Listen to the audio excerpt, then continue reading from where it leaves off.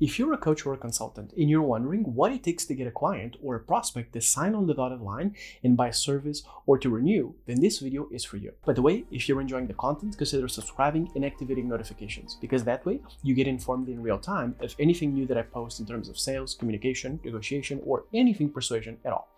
Anyway, onwards to the main topic. Both signing new clients and allowing the current ones to renew is an important endeavor. When you're closing these clients or these prospects, there are certain things that may come up, and it's very important to make aware that everything is in order for the person to actually be able to buy, whether it's in terms of coaching or consulting. So what we're going to cover are a couple of key points and important points when it comes to this process. So the first thing that you want to do is to tease out the points of contention. Usually, even when you are about to sign a possible contract, there may be things that the client doesn't like, and it's important to be aware of what these are. Even if you can't do anything about it, you already know what the client is not okay with.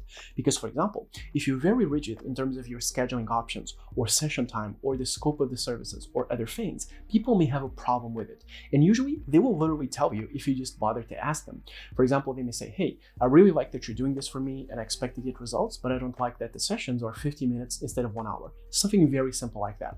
So what happens here is you may be able to make those changes, possibly with a price difference, or you can even give something as a concession. But at the end of the day, it's very important to know what the person is disliking. If nothing else, just showing empathy and saying, I understand that you dislike this already goes a long way in terms of them being more at ease and allowing themselves to be closed despite these minor disagreements. And naturally, by this stage, you've probably already done the discovery call, you've done some sort of meeting to get more information about their needs, what they want, their goals, and etc. But still, at the end of the day, there are cases where they may dislike certain things in the contract or in the agreement, and it's very important for you to know which ones these are. Then something that you want to do is you want to deny or price highly the things that you dislike doing.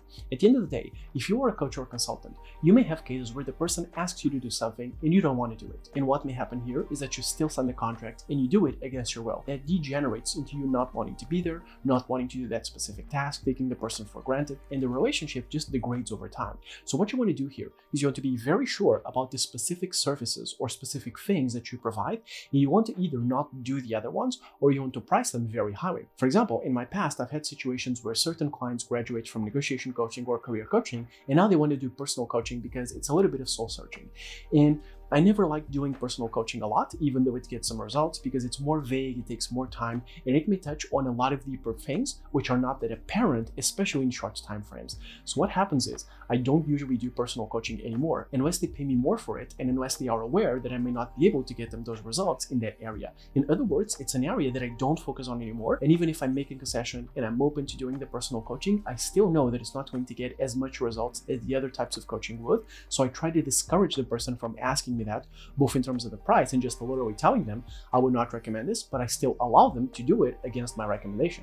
However, it has to be represented in the price because of the effort and because of the pain that it's going to be at the end of the day.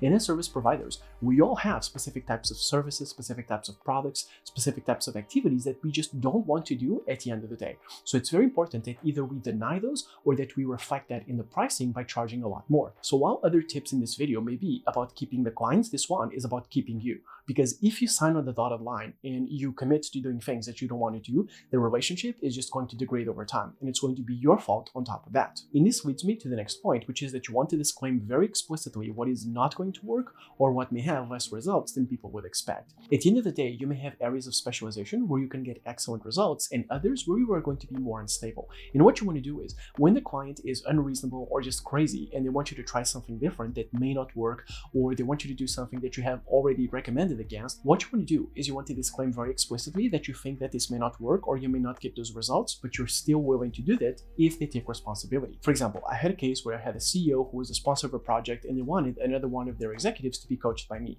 And what happened was that executive did not want to be a client at all. They did not want the coaching period. They did not believe in it. They were not open to changing their mind. It was a very, very hard situation. I even said at the time that I thought that the sponsor should be my client, not the specific client, but either way, I disclaimed the risk to that person. I said, hey, this is probably not going to work. This person doesn't want the coaching. It has everything to go wrong. I'm going to do my best, but do be aware of the risks. And at the end of the day, it wasn't a complete failure. It was reasonable. We got reasonable results. But what happened was I was very explicit in getting their agreement. I told them, hey, this may not work via email. I included it in the agreement. This has this risk. This may not go well. And I made sure to get their signature or to get their sign off on every single time that I said this, because I wanted it to be very aware that this could not work and that it's not going to be my fault at the end of the day. So you want to disclaim everything that may not work either due to you or due to them.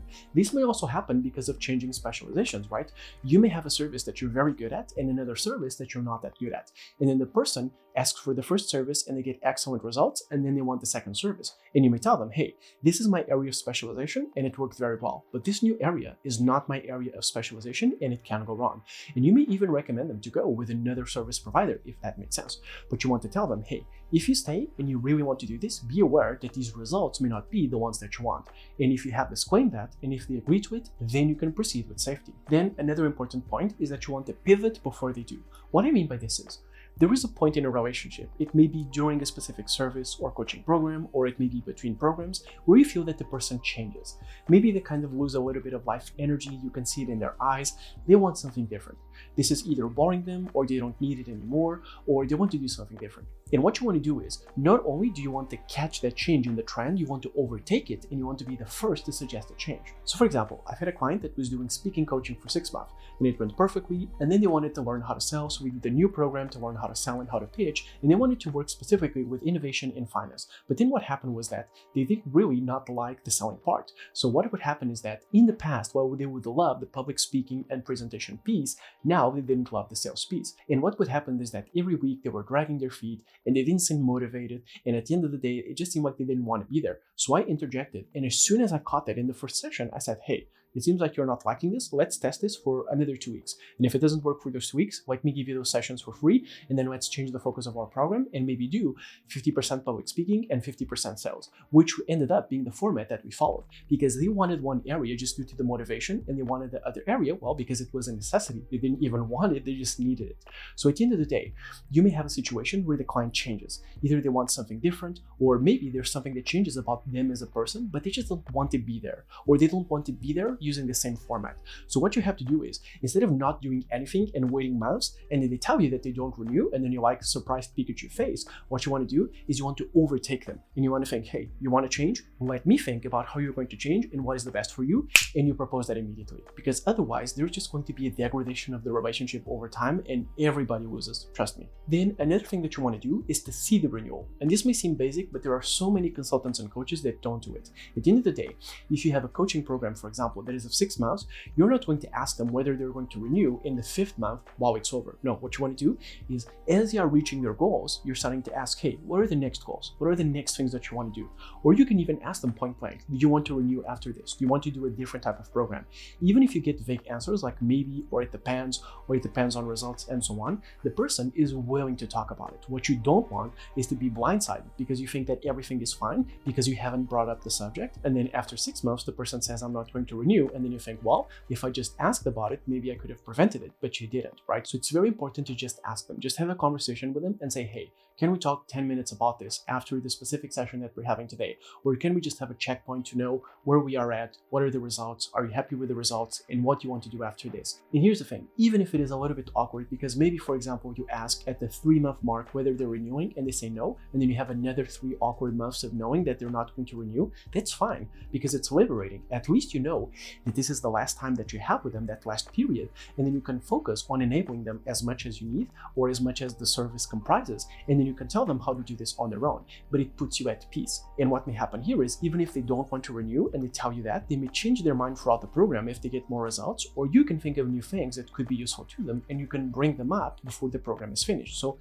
even if you get a no, it's not a final no, but in one way or another, I would recommend that you talk about this, because what you don't want to do is to be blindsided right at the renewal date. If you at least know what they want and what they may like for next program, you can use that as kind of a persuasive weapon to use in the negotiation for a possible renewal. Because you're not sure that they're not going to renew, you're just sure that they're not going to renew under these current conditions, but you can change the conditions and propose something else. If you've enjoyed this video, I would recommend that you take a look at the Everyday Negotiations playlist, where I tell you how to negotiate, sell, and communicate in everyday situations in your life.